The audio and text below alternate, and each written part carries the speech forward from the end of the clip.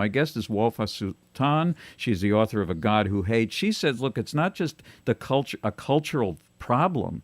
This is endemic and inherent in the very scriptures that men read, interpret, and use to justify themselves. Ms. Sultan, you describe a woman in the book who is raped every day by her deceased husband's brother in exchange for food for her children. And then when she becomes pregnant, she says, please, don't tell anybody about this because my 15-year-old son would kill me if he finds out. And then here's the kicker, and that would probably be appropriate. She has such little self-worth. How do you get from that to anything like gender equality in the next, millennium, next 1,000 years?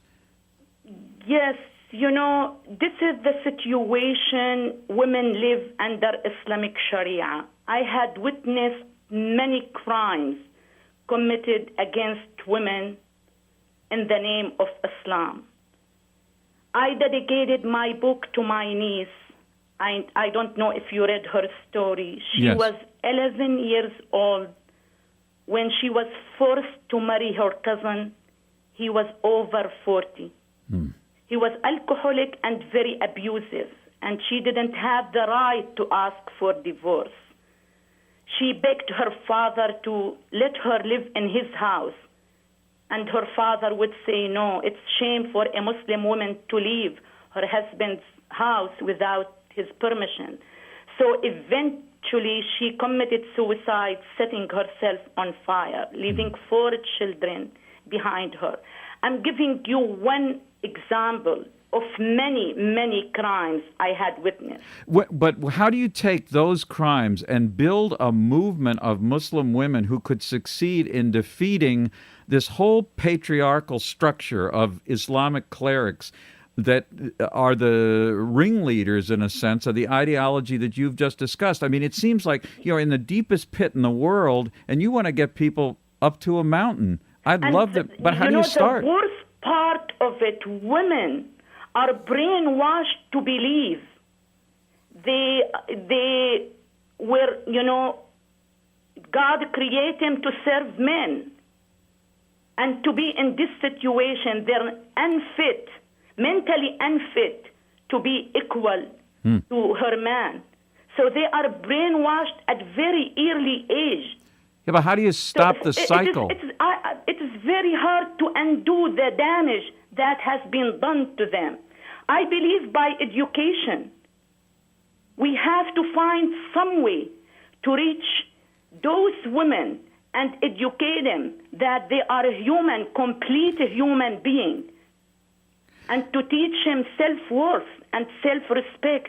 And that's what I am doing. I am a well-known writer in the Arab world. Of course. I have my website in Arabic. I chat with women all over the Arabic world on daily basis.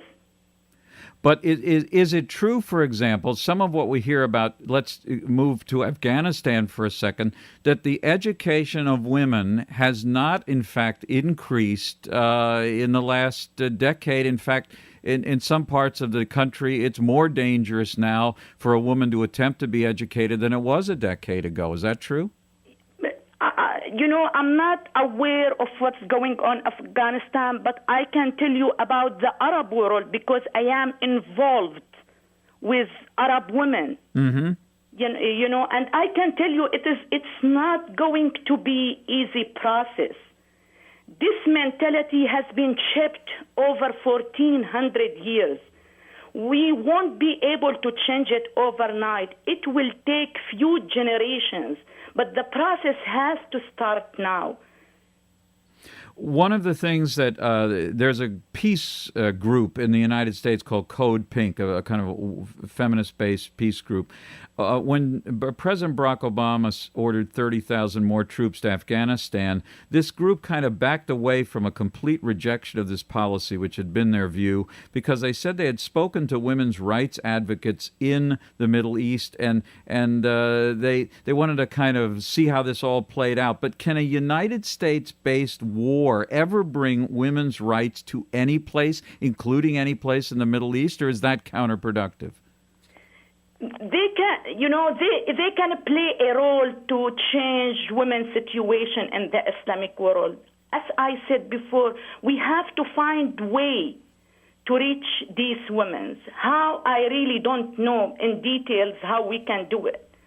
The internet is doing a great job. So if there is any way to provide women in the Islamic world with access to internet, to at least to break the wall around them, Sure. to get them out of their prison.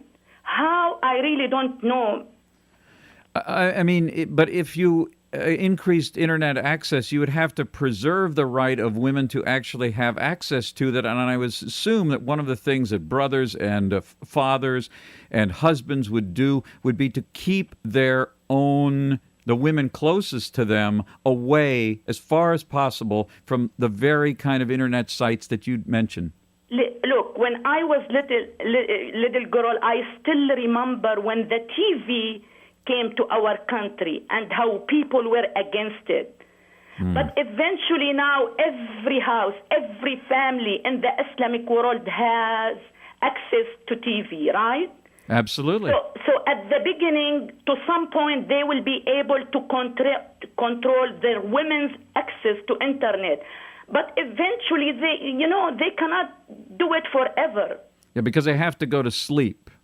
Exactly. I chat with women, few days ago, I was talking to a woman who lives in Cairo, and she told me she was talking to me from her bedroom and her husband at work, and she was telling me everything going on in her life. So, and she told me she's covered from head to toe. So if you see this woman walking in the streets of Cairo, you will assume that she doesn't know what's going around in the world. You wouldn't believe she has access to talk to Wafa Sultan in the United States. Do you understand my Absolutely. point? No, I absolutely do. And of course, that the kind of progress that you describe with television is also the progress that can make a difference, because you can't control people at every moment. Let me ask you this.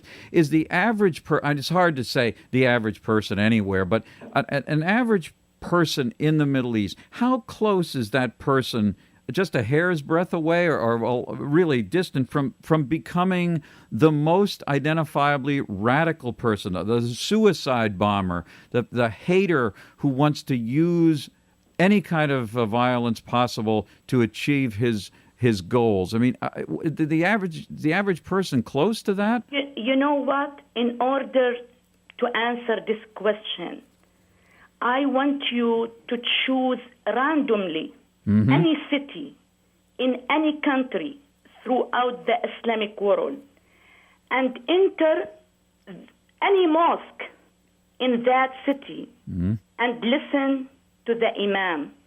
Listen to his Friday sermon and the way he preach hatred against the West.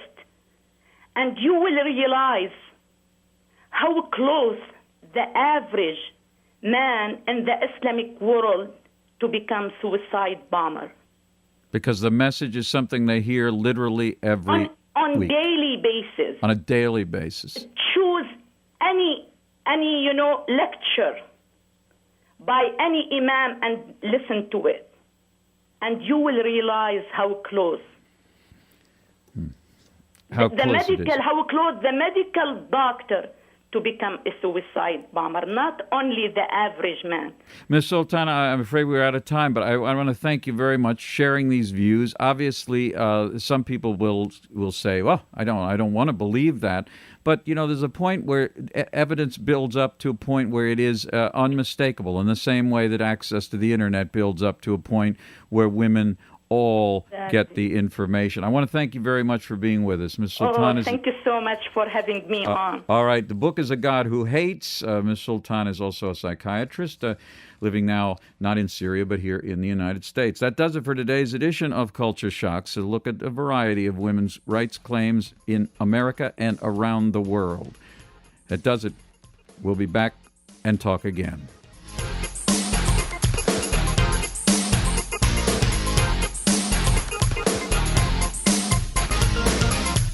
This edition of Culture Shocks has been produced by Diane Robinson, engineered by Dwayne Davis, and the Genesis Communication Network technical staff. Visit us online at cultureshocks.com.